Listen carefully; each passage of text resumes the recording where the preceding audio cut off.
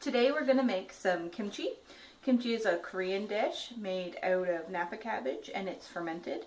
Traditionally it's fermented in clay pots and then those pots are buried underground for the winter time. We've got two big napa cabbages here. We're going to cut them up. This doesn't have to be, this is all going to be much smaller in the end, so it doesn't have to be perfect. It gets quite soft. So we'll just cut it like that. We use a canning pot to make this, and we layer it in the bottom of the pot.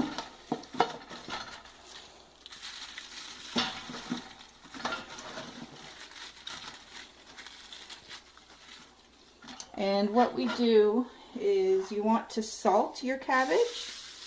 This gets some of the water out of it. Don't worry about putting too much salt. We're going to rinse it all off later. And you just layer the cabbage, and as you put another layer of cabbage down, you put more salt.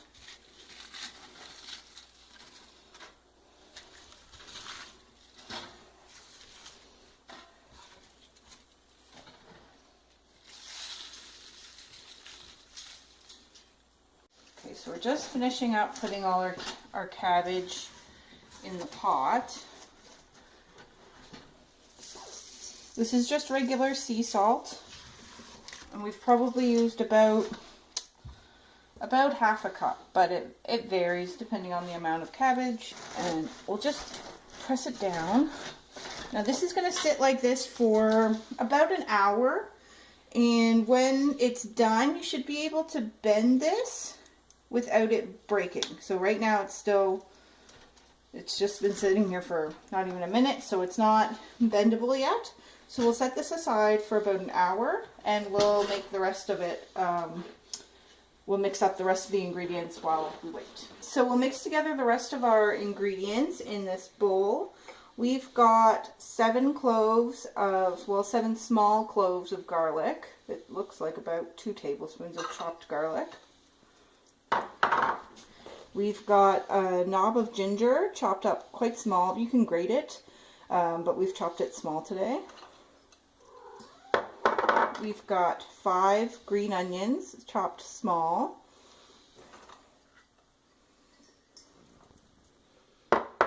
We've got 2 tablespoons of sugar. We've got a cup of Korean chili flakes.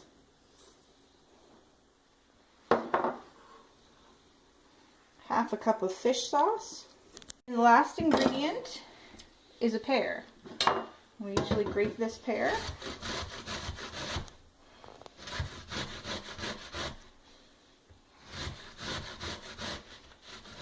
Sometimes there's other ingredients in kimchi. Sometimes you'll put a cooking onion in, or sometimes some daikon, a white radish, but we usually skip those and just use this, and it works pretty well.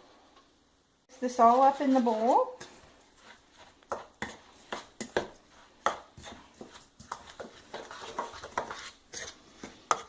Until it's nicely incorporated.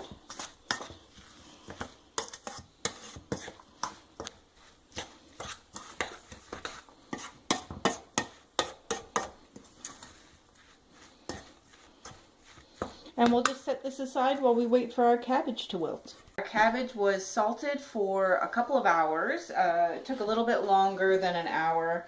You can see the volume has reduced. I've just filled this with water. I rinsed it once already, and now I've filled the pot with water again just to rinse all that salt off. And what we do is we use a salad spinner, and we just put the cabbage in the salad spinner to dry it all off.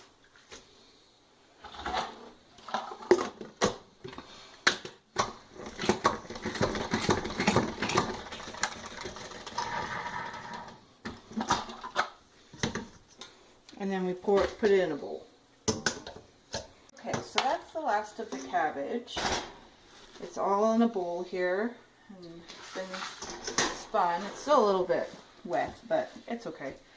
So we're going to take our chili powder mixture now, and we're just going to put it in the bowl with the kimchi.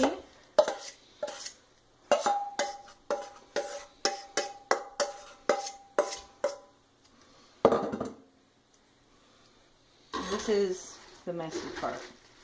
You just want to mix this all together till the cabbage is nicely coated.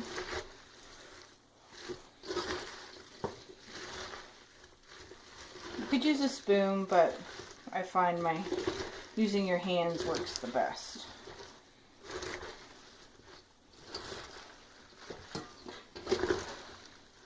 This is all incorporated now. It's all mixed together. So we're ready to put it in jars now. We just use these big jars, but you can use any jar you like. You can use smaller jars.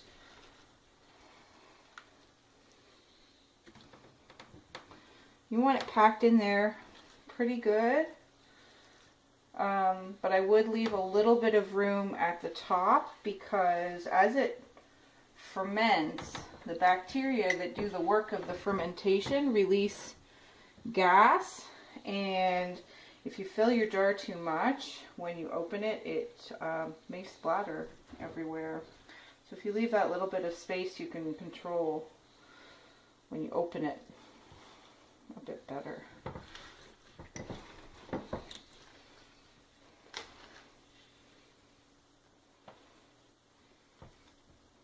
It's a bit of a messy job, but it's worth it. So that's probably good for that jar.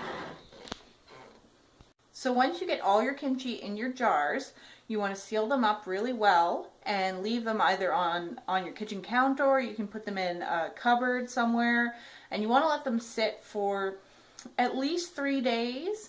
It could take up to a week for it to be fully fermented. After that, you are welcome to keep them in the cupboard or on the counter.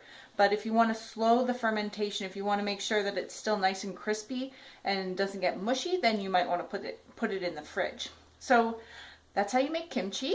If you liked this video, please give it a thumbs up, and I'll put the recipe down below for reference. Thanks very much.